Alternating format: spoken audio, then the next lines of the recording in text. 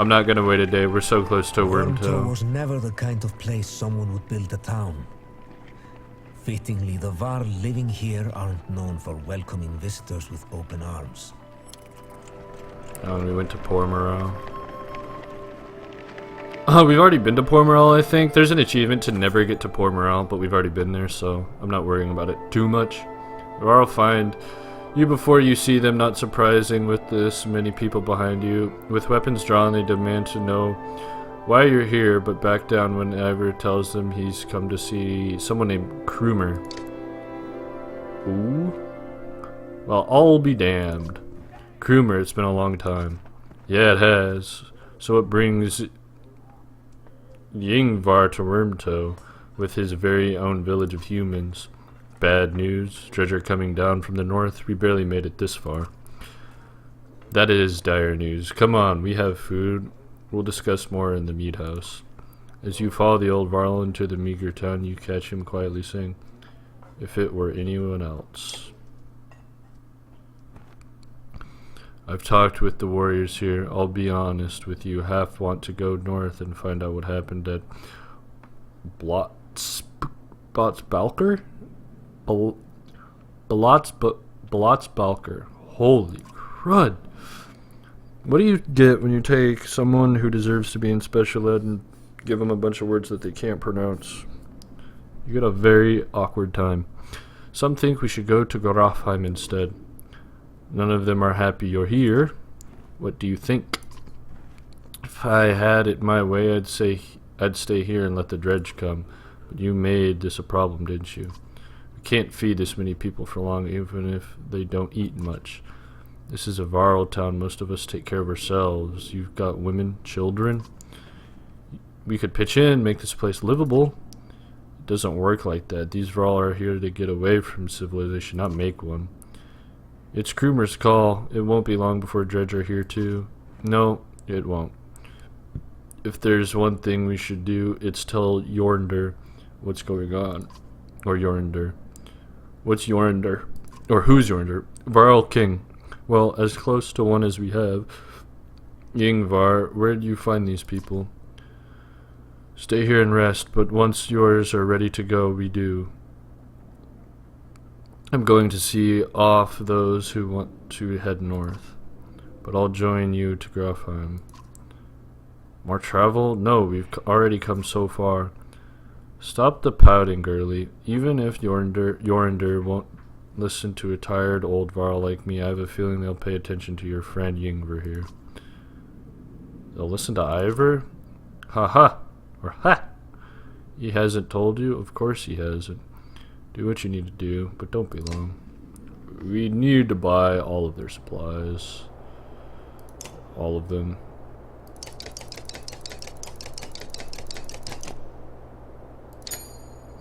Well, yep, gotta do that. I'll get this convo in. Krumer, can you spare a moment? Mostly no, but I'll try. I never had a moment to thank you for your hospitality. Consider it done then. How did you get all these Varl to follow you? So who is... So... wow, what was that? Hey! He already told us this. These guys just wanted to leave civilization, so they all just pieced to get out together and went all solitary. Who is Yngvar? We know who Yngvar is. It's Ivor. He's probably some sort of war hero, but it's not, you know, this dude's business to tell us. I bet you have some incredible stories. He's not willing to share them. He's a solitude. He's, you know. I best leave you to your business. I suppose you should. No, take care, friend of Yngvar.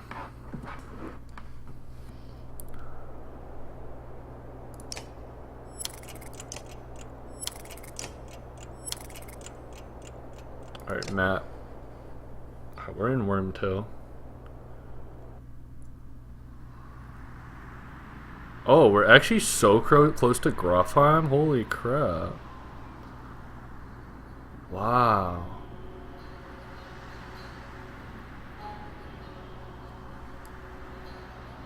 Look at all this stuff to the south. There's so much more going on. Wow, we're actually so close to Grafheim. What the business?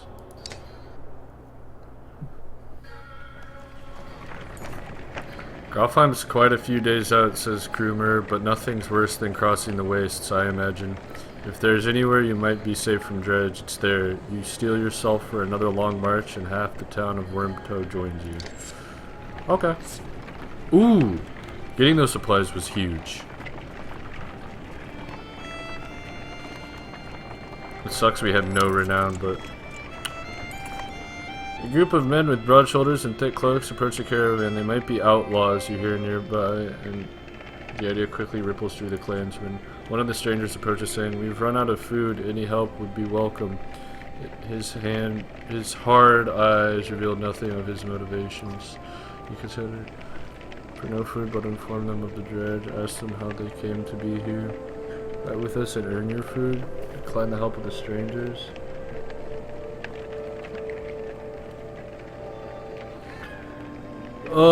We're already low on supplies.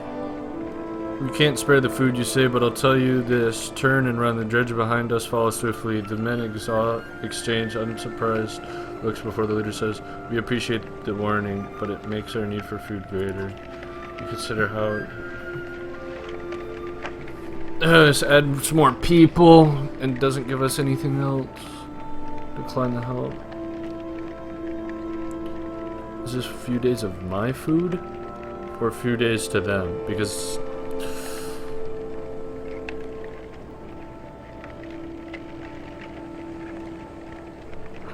Fight with us and earn your food. The men look surprised by the offer. In short order, they join the caravan and start sharing tales and drinks. Unfortunately, it is less than a day later than you discover they've vanished along with a sizable portion. Yeah. Oh well. What are you gonna do? That's gonna kill our morale, but this is like morale management session at this point. I'm not too worried. Ooh, there's a storytelling piece up here. Yay! A well-tended farm with plenty of livestock draws the caravan's attention. Upon your arrival, the farmer and his workers stand defensively within plain sight. Crude weapons are at the ready. Their crossed arms to make their thoughts clear without a word. Offer some kind of trade for the livestock. Intimidate the farmer into giving you food. Come with us, it's not safe here. You're in the farmer of the approaching dredge, but the man spits and says, "This land is my life. I lose that.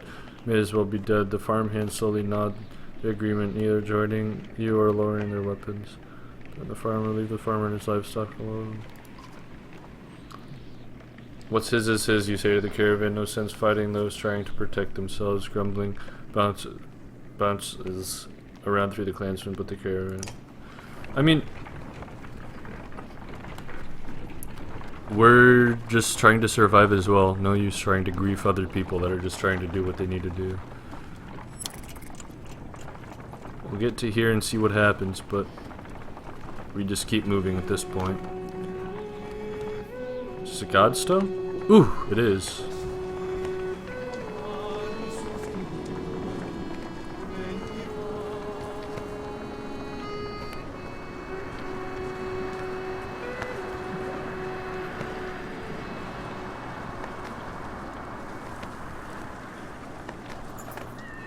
Godstone of Merrick looms into view. Upon it carved a great ocean beast. Jagged stones jut out of the snow like shark fins.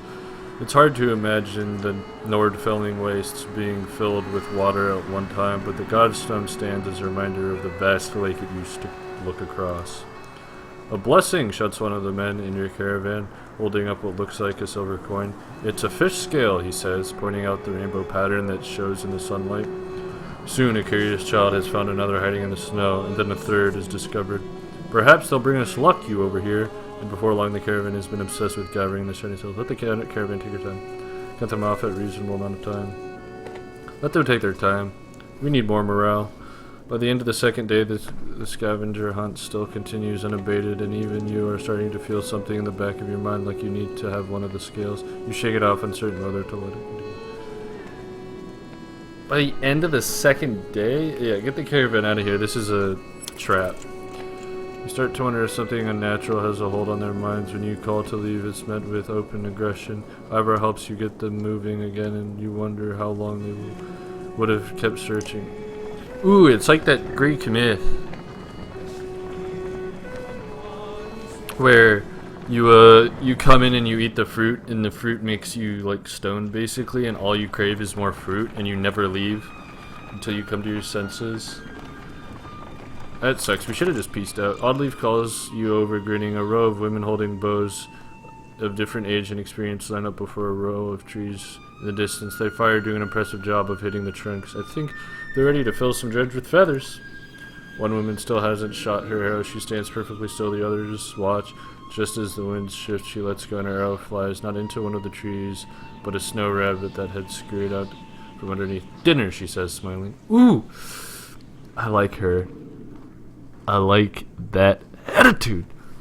You know, it's not about... Not only did she go the extra mile of like, yeah, I'm going to, train, I'm going to help out the caravan, I'm going to sacrifice my time to do something for others, and then she takes the extra mile, and as she's like showing her skills, she's like, bam, that's dinner out there. If I hit it, I relax, don't let the pressure get to me, bam, fire, ooh, that's the business right there, man. A group of men from the caravan approach. Listen here, says one. Practice all you want. My wife isn't fighting good. The other men agree in chorus. We don't want to see a battlefield full of dead wives and daughters. Encourage Audley to train even more archers.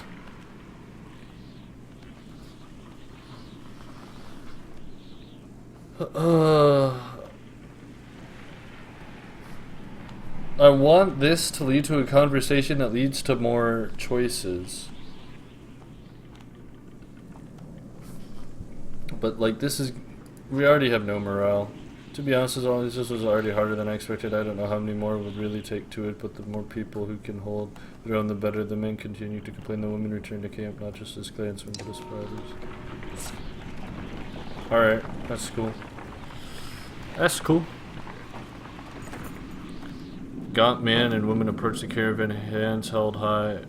A word, friends, the man says. We are poor farmers down on our luck. The woman hits him and says, we're outlaws, plain and simple, 10 of us, and we'll help you fight for some food up front.